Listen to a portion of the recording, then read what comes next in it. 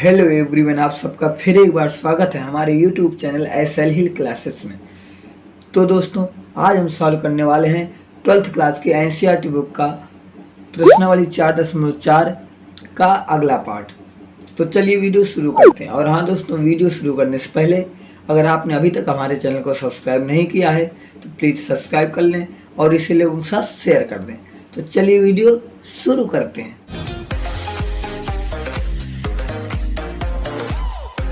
तो दोस्तों, इस वीडियो में हम क्वेश्चन नंबर 2 को सॉल्व करने वाले हैं और इसके पहले क्वेश्चन नंबर 1 के हमने दोनों पार्ट करा दिए हैं। अगर आपने अभी तक वो वीडियो नहीं देखी है तो लिंक डिस्क्रिप्शन में मिल जाएगी या फिर प्लेलिस्ट में जाके चेक कर लें या कुछ समय बाद आपको यहाँ पर आई बटन में मिल जाएगी, तो वहाँ से देख लें। तो निकालना क्या है, उपसारणिक और सहखंड। तो इसके बारे में हमने ये वीडियो में बहुत डिटेल से समझाया था। तो आइए अब दूसरे का करते हैं। देखिए, दूसरे का पहला सवाल ये दिया गया है। तो सबसे पहले हम निकालेंगे उपसारणिक निकालेंगे।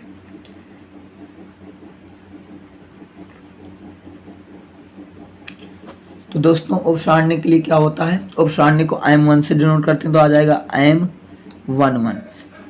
तो हमने कहा था 11 का मतलब ये पहली पंक्ति, तो जो लेंगे उस पंक्ति को ढकना है। तो हमारा M11 ये है, तो इसे ढक लेंगे और इसे ढक लेंगे। अब जितना ये बचा इसे सॉल्व करेंगे तो कितना बचा है हमारे पास, ये बचेगा हमारे पास 1001। अब इसे सॉल्व करेंगे तो 1 का गुणा 1 में कराएंगे तो 1 आएगा, 0 गुणा 0 में कराएंगे तो 0 आ जाएगा। तो ये हमारा आंसर आ गया। इसी तरीके से अब M12 निकालते हैं।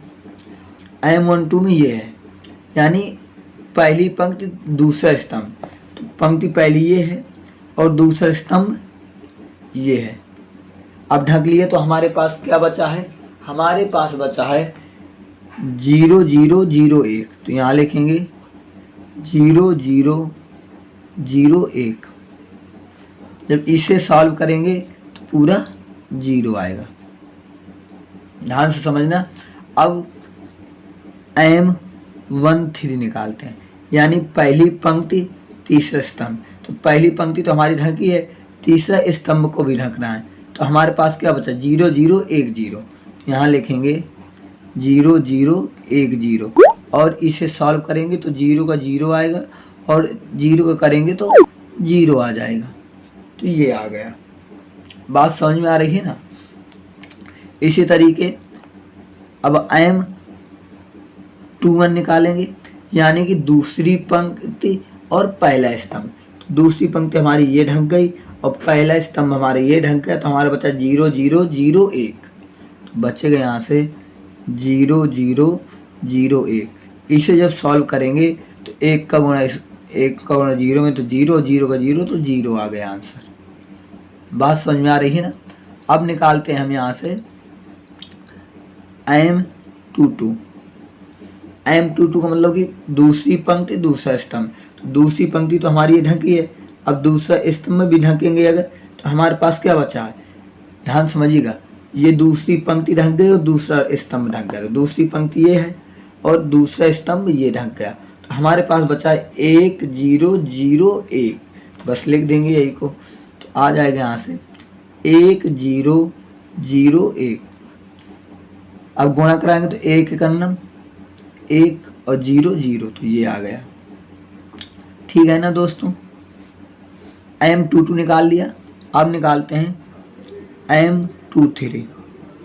M23 का यानी कि दूसरी पंक्ति तीसरा स्तंभ। दूसरी पंक्ति ये ढक गई, तीसरा स्तंभ ये ढक जाएगा। तो हमारे पास बचेगा 010000। तो यहाँ से आ जाएगा 1000। सॉल्व करेंगे तो इसे 0 आएगा।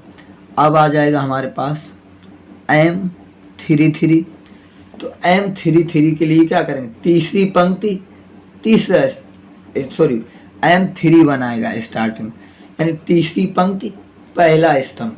तो तीसरी पंक्ति ये है, पहला स्तंभ ये ढंग गया। तो क्या बचा 0010। तो लिखेंगे यहाँ पर 0010।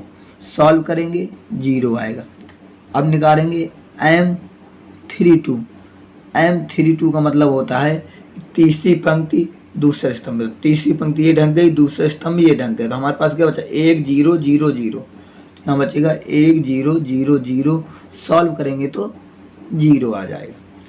अब आते हैं M33, M33 में क्या होता है तीसरी पंक्ति और तीसरा स्तंभ, तो बचा हमारे पास 1 0 0 1, 1 0 0 1, जब सॉल्व करेंगे 1 एक अन्नम 1 और 0 का 0, तो ये हो गया हमारा उपसारणिक।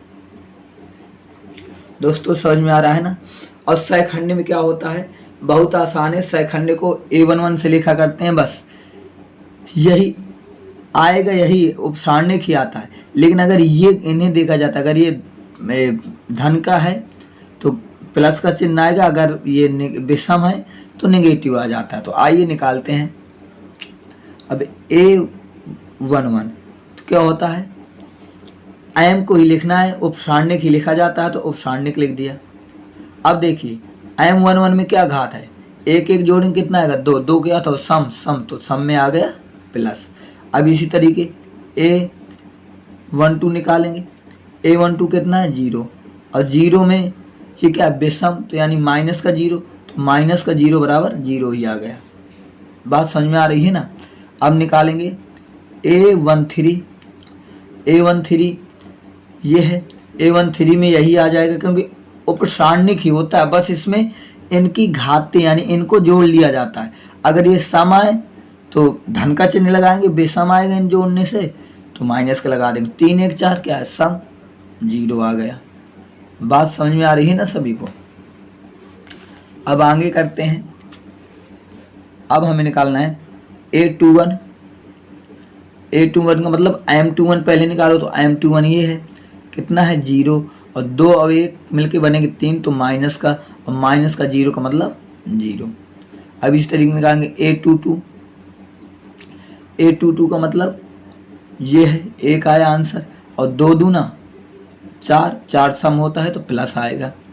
अब इसी तरीके निकालेंगे A31, A31 का मान कितना आया था, ये लिखा गया 0, तो हमने 0 लिख दिया। अब 3 और 1 मिलकर क्या होता है 4, तो ये आ जाएगा सम। इस तरीके निकालेंगे A32, A32 का मान भी कितना है 0, और 3 2 कितना होता है 5, तो माइनस का 0 और माइनस का 0 बराबर 0। अब इसी तरीके A33 का मान कितना है 1, और 3 3 कितना होता है 6, तो प्लस का 6 क्या सम संख्या, तो प्लस आ जाएगा। तो ये हो गए हमारे सैखंड। तो कितना जी था, बिल्कुल वही होता है हमारा सारणिक, और उसी को कह देते हैं सैखंड।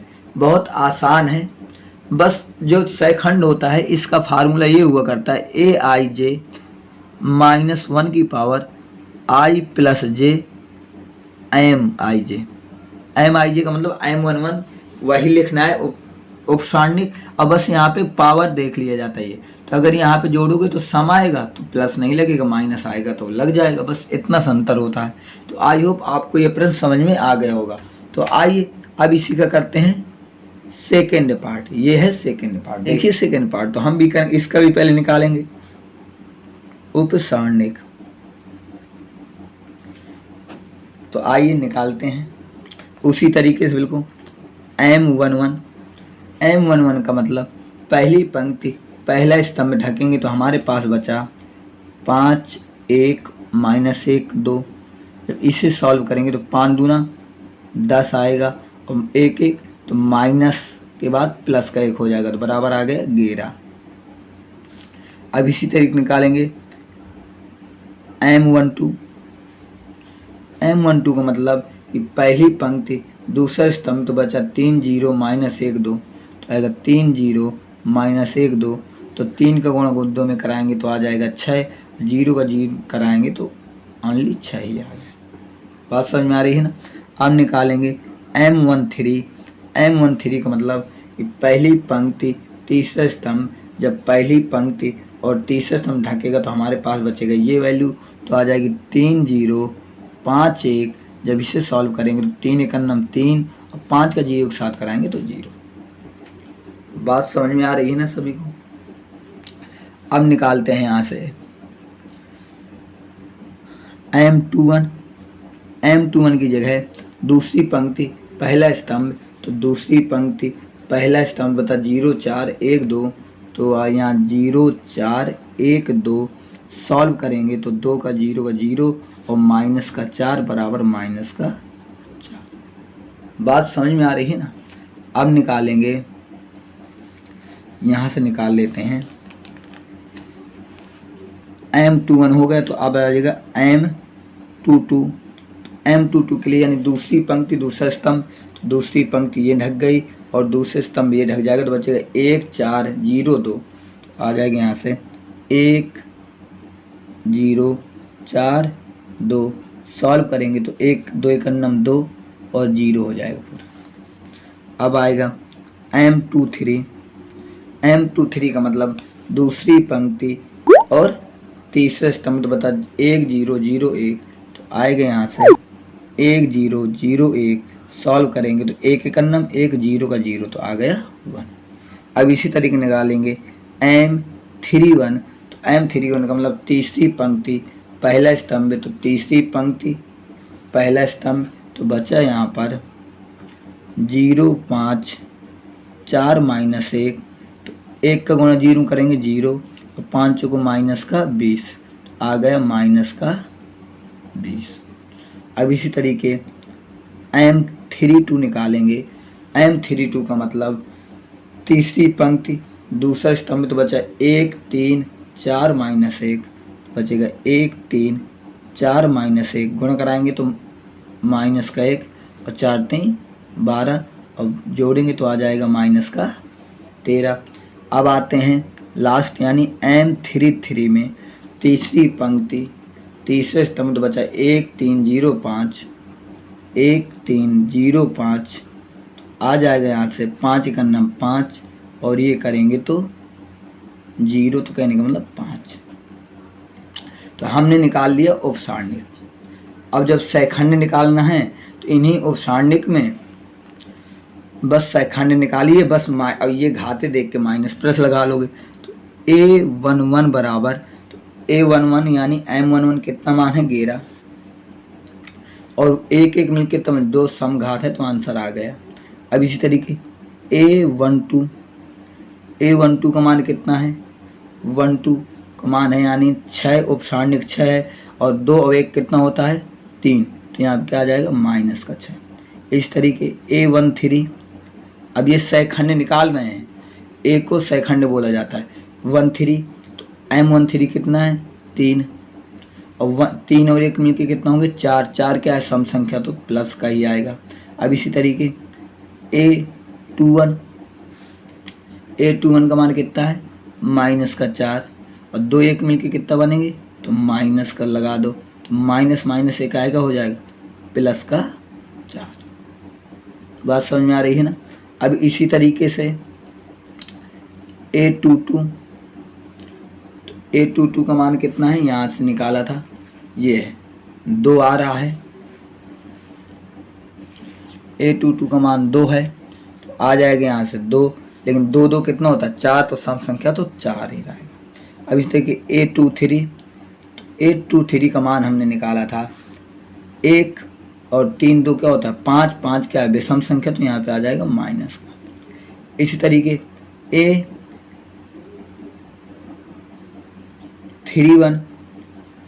A31 का मान हमने निकाला था, ध्यान से देखोगे तो A31 का मान है माइनस का 20, आ जाएगा यहाँ से माइनस का 20 और ये क्या 3 1 4 सम होता है, तो माइनस का 20 ही आ जाएगा। अब यहाँ देखिए A32 का मान हमने निकाला था कितना, आपको भी देख लें, A32 का मान है माइनस का 13, A32 का मान माइनस का 13 है, तो रखिए यहाँ पे माइनस का 13, लेकिन 3 2 5 क्या होता है, तो ये विषम हो जाएगा, तो आ जाएगा माइनस और माइनस माइनस क्या हो जाएगा प्लस का 13। और हमारे पास बचा A33, तो A33 का मान अभी हमने निकाला है 5 और 3 3 क्या होता है सम, तो आ जाएगा 5। तो ये हमारे हो गए सैखंड। कितने ईजी थे। यहाँ से हमारे सहखंडे और वहाँ से उपसांड, कितना ईजी था। तो बस आज की वीडियो में इतना ही रहेगा। आई होप आपको वीडियो पसंद आई होगी। अगर आपको वीडियो पसंद आई है तो वीडियो को लाइक करें, शेयर करें, और अगर आपने अभी तक हमारे चैनल को सब्सक्राइब नहीं किया है तो प्लीज़ आपसे निवेदन है कि हमारे चैनल को सब्सक्राइब कर लें और इसे अपने दोस्तों के साथ ज़्यादा से ज़्यादा शेयर करें। तो हम मिलेंगे आपको एक अगली वीडियो में। आपको पूरा वीडियो देखने के लिए बहुत बहुत धन्यवाद एवं दिल से आभार।